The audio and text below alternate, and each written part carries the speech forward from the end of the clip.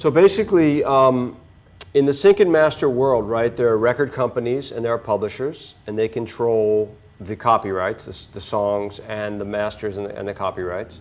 So we're going to do a whole class on libraries, and I'm trying to find just the right guy. I know who he is, and he's in Chicago, and but we're just trying to figure out our dates because it's such a big business today, and they've taken over such a large part of the sync world. And also format, we're going to talk about that because they have their own library, and I license music from them also. So what happens is the library concept is it's a basically all-in deal, right? So I tell them I got $500, or I got $250, or I got $1,000, and they basically say, okay, here's the tracks you can have. So what happens is, especially in reality TV, they hardly use any songs at all, any source music at all. Libraries have blanket deals. Everybody remember what a blanket deal is? Somebody tell me what a blanket deal is? It's a deal that covers a number of different things. It's kind of like all in. It's just basically you're not paying for like a car. Right. So you could basically use whatever you want for the price. So for example, all the networks have deals with, and all the production companies have deals with these libraries, and some have multiple deals with many different libraries. And what they do is they just load up their editors. All their editors are working on the shows, and they load up their editors in the edit room with what they call bins of music. And the bins of music basically just, you can cut to whatever you want and you can use it. So, and then they put it down on a cue sheet.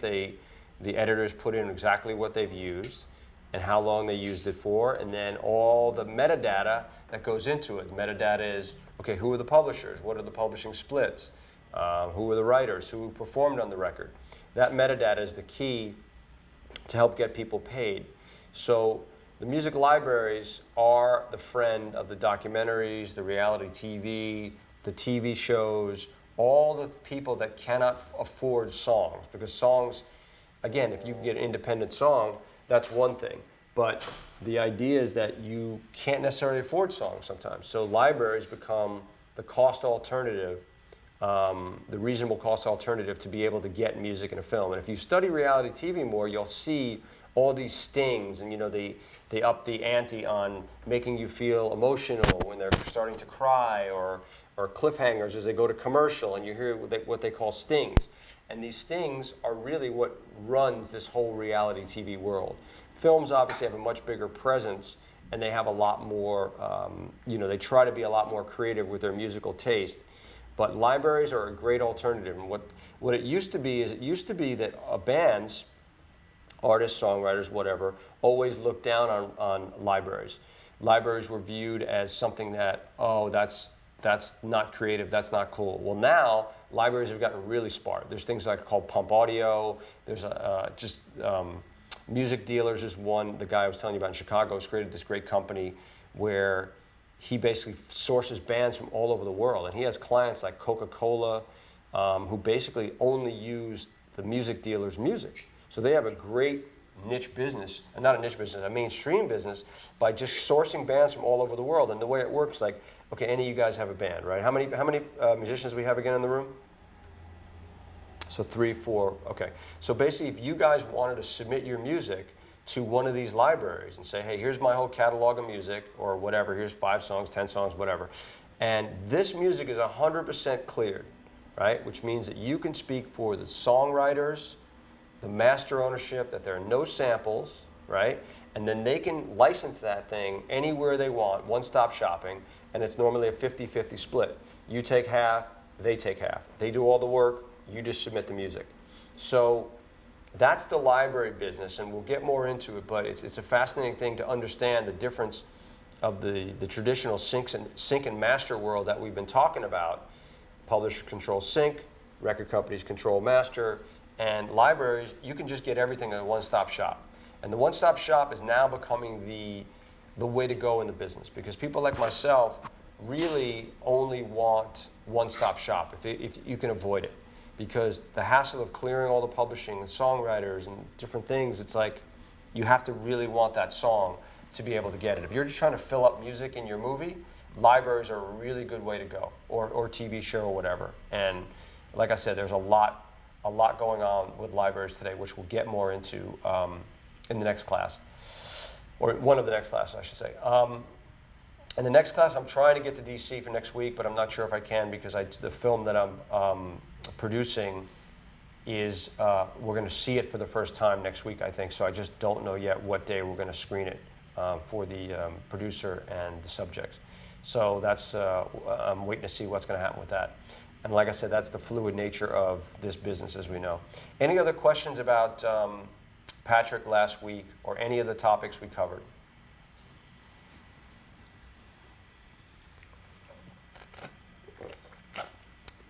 Okay, I'll take that as a supreme no. All right, so we're going to talk about a little bit before JoJo comes in. Does everybody get to research JoJo a little bit? And anybody watch the movie, Christmas in Compton? Christmas in Compton. Straight Outta Compton? Yes. Yeah. Right, so I mean, it's a pretty deep music movie, and we'll discuss it later. So we're going to look, why I wanted to do this is conversations, right? Share screen. So I'm going to pull up the website and share your screen, start, and, or maybe not. That didn't quite work out for me, Jordan. Stop screen share, conversations, share screen. No, you click Can I start. just share your entire screen? No, I did that and something else came up. Okay, I didn't put up the website is what it was, right? There we go. Okay, cool. All right, so what I love about this company is, and their offices are just gorgeous. They bought this building in Silver Lake and ripped this building apart. And it started out with just this guy, Dave Jordan. And you guys can all see this, right? No. No? Yes. Yes, thank you. Okay, so Dave started this company in 2001, and really it was just his thing. And he started doing all these movies, and Dude, Where's My Car, which was one of his first movies. Harold and Kumar Go to White Castle. Not classic films like Vampires Suck, date movie. So basically, he started out doing this, and his wife Julianne Jordan is also a supervisor. She's done some of Doug Liman's movies, and Doug has done some big movies like The Bourne Identity and Mr. and Mrs. Smith and Edge of Tomorrow. So again, we talked about having the repeat business of filmmakers. And Dave also got the Marvel account, which is a huge piece of business, where he does stuff like Captain America, Fantastic Four, Thor, Incredible Hulk. He just told me he's working on Captain America 3. Julia Michaels was an executive at Fox, who's a great young music supervisor, and her and Julianne combined to do Pitch Perfect 1 and Pitch Perfect 2. And so they partnered up. They were thrown into a room. This is a great story. So both Julia and Julianne interviewed to do Pitch Perfect 1. And the producers realized that they liked them both, and it was such a big job. So they decided, well, they asked them, and they were friends, what would you think about working together? And nobody wants to turn down a job, especially with somebody you like. So they basically worked on that movie, and it became a huge success. So that company expanded, and then JoJo was Dave's assistant at another company before they started. And he, as we know, has done 75 movies, both as a coordinator and a supervisor by now, in the last 10, 15 years. So, they knew each other well, and when Dave left to form his own company, he didn't have any money, so he waited to come back and get JoJo, and now JoJo's a partner in the company. Anastasia Brown is probably one of the only music supervisors in Nashville, and she lives in Nashville and does a lot of interesting Southern-based, what they call family entertainment, more Christian-based films, which is a very big business. So Anastasia has been doing that, and she joined the team. Jen Ross is working on Empire and has done a lot of TV, Masters of Horror, Reckless. And so, this is basically the supervision team, but they didn't stop there, right? They basically were going to do a whole class on composers. This guy's one of my favorite, Chris Leonard's, a guy who literally came up, started up on, doing some very small films and video games. He got to do, Medal of Honor. We'll probably it'll cross paths with him maybe in the video game class also. But he started working for other composers, legendary guys like Basil Polidorus, Michael Kamen, Alan Menken, and he really came up the old-fashioned way, just working as an assistant and learning the game. And then, like I said, he got his own, video games. Medal of Honor series was a big one for him. So now Dave manages Chris. They've been very good friends for years. And as a matter of fact, Chris's wife, this is how incestuous the game is, used to work at Format when I first met her. She actually worked in the record business first. Ryan Shore is the son of Howard Shore, who's one of the top legendary composers in the game. And he's a young guy, but he's done really good work so far. And you can see some of his pieces he's done already. These guys all mix it up by mixing in video games, TV, and film. So the more talented composers can do it all. And he got an Emmy nomination for a PBS film POV, for a PBS POV, I should say, and a Grammy nomination for The Shrine. So again, and Michael's another composer that also does great work. So let's see, moving back, music editing. So music editing, right? Another interesting thing, music editors are the liaison between the filmmakers, the editor, and the supervisor. So sometimes when you have a decent budget, you'll have not only, obviously the editor edits your film or TV show, but music editors are responsible with making sure that the score and the songs are lined up perfectly in the show. So it's another thing they're just starting to get with as far as the music editors. And Terry Wilson is a veteran music editor who's done anything from Night at the Museum to The Pink Panther, Fast and Furious, and of course the classic Hot Tub Time Machine, my son's probably favorite movie of all time. It's a classic. So there it is. You start with supervision. You move into all these people you deal with every day, right? You deal with music editors. You deal with composers. But the next thing, obviously, was, okay, well, what if I sourced musicians to create music like we talked about, and we created our own music library? So here are just some of the placements over the last number of years that they have had their music in. So it's kind of like when you're supervising a movie, you always need extra music to fill in something here and there. And at the end of the day, you pitch your own stuff. If they say no, they say no.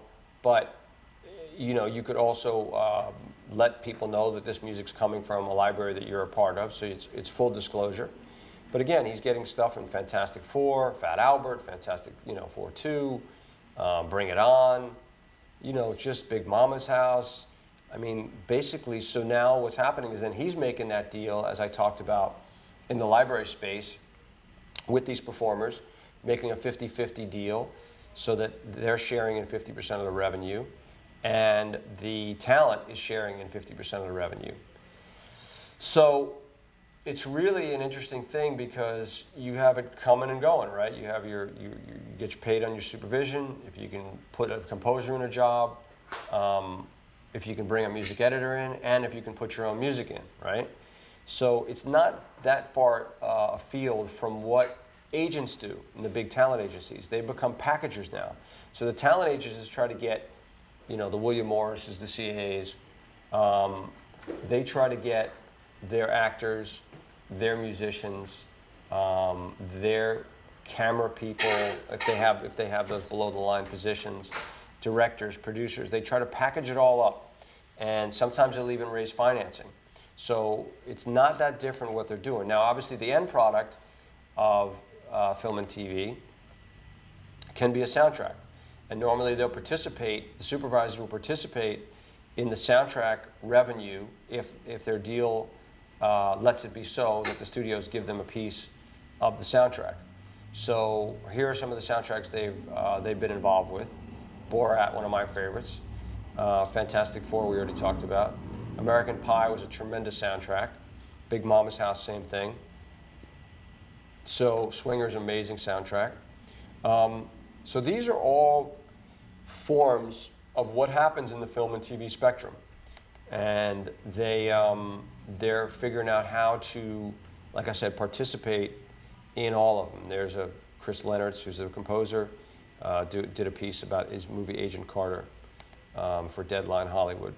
So that's kind of a good cross section of what's been going on here. And again, the other reason I wanted to talk about it is that I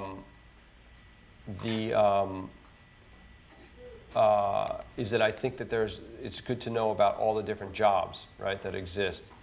It's under bookmarks? No, it's not. No, it's not. Do you want to get off of screen? Yeah. Screen grab? Okay.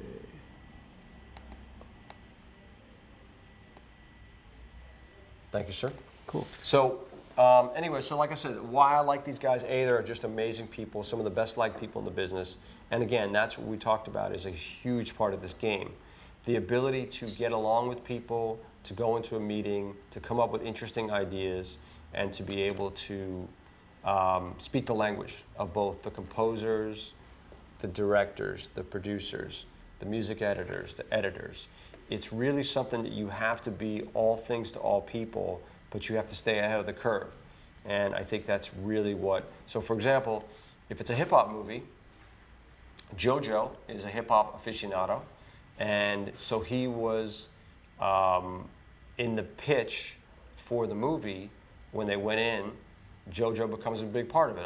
I grew up in LA, and he'll talk about this, so I don't want to step on his stuff, but you know, they did a panel for our Guild of Music Supervisors stuff, which you'll start to see interviews come up on Grammy Pro, and I'll start to send them to you. I did about 25 interviews that day with all the top music supervisors and composers who attended our event, including Dave Jordan. So we'll have that, and JoJo. We'll have that up on the website as soon as the Grammys give it up to us. So that, you know, the panel they did was getting hired, right? What does it take to get hired? So if you walk in a room, any meeting, any job interview you go into, if you come in with no energy and you're flat, it's next, right? It's 3 minutes, perfunctory, how you doing, where you from, nice resume. But if you don't have that pop and that energy, you're out. So it's no different than when you're a supervisor trying to get hired, right? They interview 5 people or whatever it is in a film, and why are you better than the next guy? And these guys have been able to craft, and when you have a team, it's a lot better look, right? Because there's always, if you have a weakness and your partner has a strength, right, then that's super important. So on Empire, for example, on the TV show, Jen Ross is great on the TV pre-records, and as you know, in Empire, you know, if you watched last week, the opening show, there were like 4 performances or 5 performances in that one show alone. So it's really, the pre-records become another specialty in the game on supervision. And so, you know, this company is very well averse to be able to cover all these different aspects of the game and what it really needs to do. So, give me a question so I can take a drink of water, please.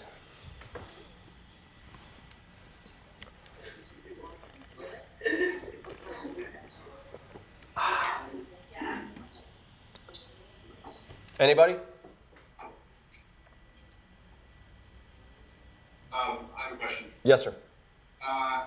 So that library of music you were talking about, the format had, now those are all from the composers that are on their website? No, great question. So the composers they represent are just composers. They just happen to manage the composers. They're not agents for them. There are agents also that either work at the big composer agencies or at the big agencies like the CAA. CAA has a division. William Morris Endeavor has a division. They all pretty much have composer divisions because it's a very lucrative business for the right composers. And the library things are just literally acts that they have found, songwriters who just do nothing. There's a whole economy here, Seth, and I think we talked about it in LA, of people who just do nothing but make music for film and TV. And as opposed to just creating songs for artists, that's the other side of the creative process of LA. You know, I was in a studio yesterday where all they do every day is write songs, bring in different artists to sing them, and they try to create songs, and this guy just got a cut on the new Demi Lovato record. So cuts, right, are for artists, and songwriters are the key to be able to get, though without getting cuts, you don't really exist. That's on one side of it. But there's a whole nother economy in LA and other places, obviously, of people who just do nothing but create music for film and TV. And that's a thriving business here. The competition is crazy. I mean, I get sent probably 15, 20 emails a day of just people going, hey, I got this music library, or I do this, or I represent this artist. So, or you know, it's massive. It's a massive business here in LA, and it's very crowded, but people do it every day, and that's what they do. They just try to make this work. And so what Dave did is he found these guys and started giving them the opportunities, right? Because opportunities are kind of everything. If people know that you're doing all these films, then the idea is, well, why wouldn't I want to give you half of something? Because, you know, what's that motto? You know, what's 100% of nothing versus 50% of something?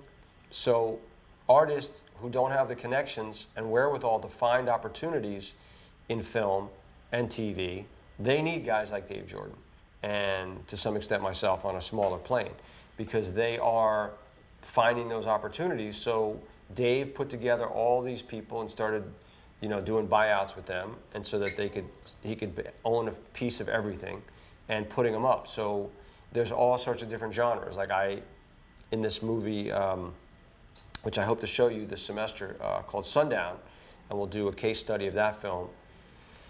One of the funnier scenes in the movie is a library piece from the Format Library, and it's when a transvestite, you know, ends up being shown as a transvestite. You don't know up until that moment it's a transvestite, and this guy ends up with her, and he's freaked out, shall we say.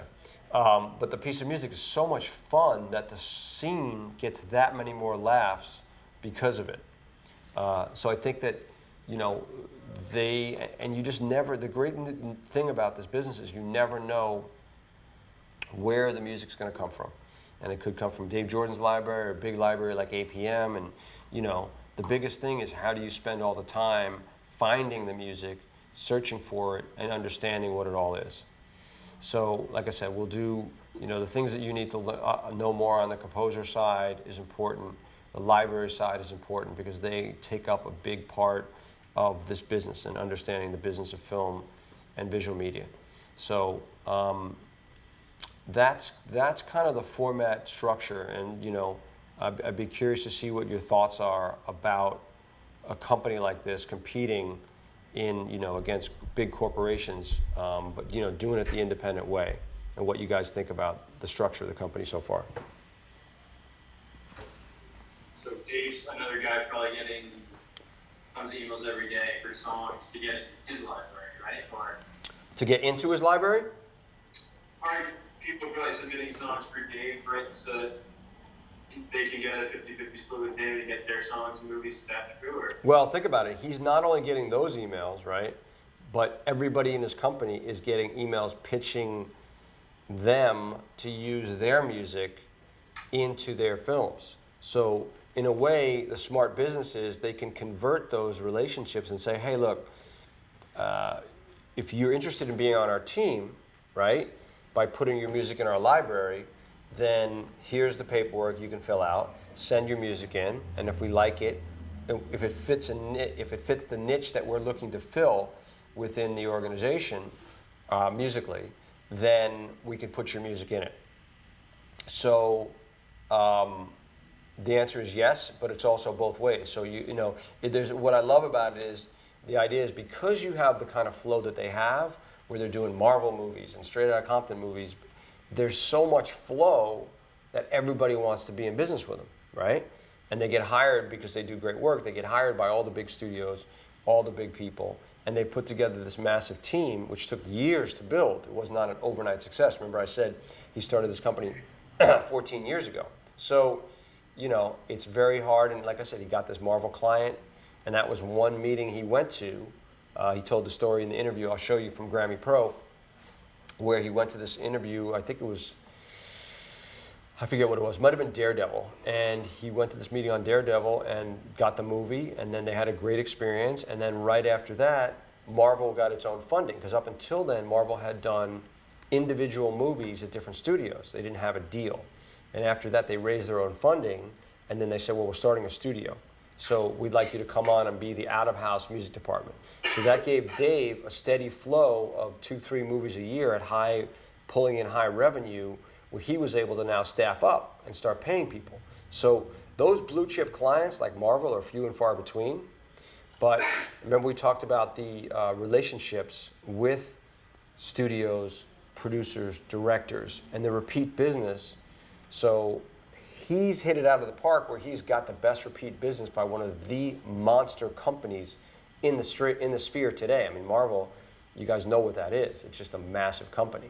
So he figured it out. He got lucky, but he also put the work in and the time and the skill level to be able to put it together.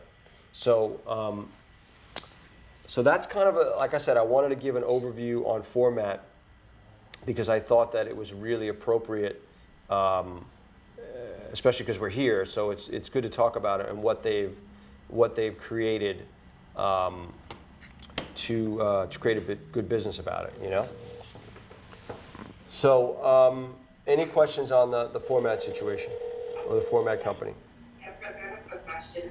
So like how is the actual business of format, how's it laid out in the building?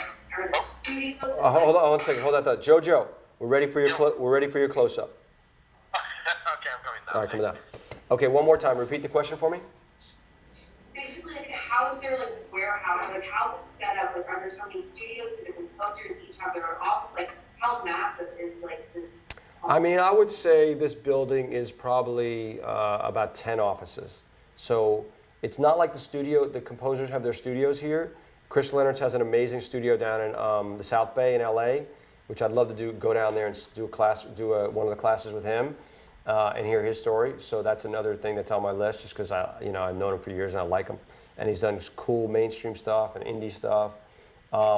So it's not like it's a massive thing. And like Julia Michaels, for example, lives all the way on the west side. We're all the way on the east side of LA now, and so she'll work mostly out of her house, right? She has a garage office in West LA out of her home. She has a child, so she doesn't come in all the time.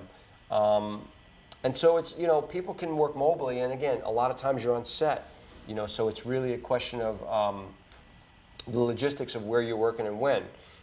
But I'd say 10 offices, 8 to 10 offices is probably what this building is. So it's not like it's a huge, a film studio or anything like that. But like I said, I like the synergy of what they've done, and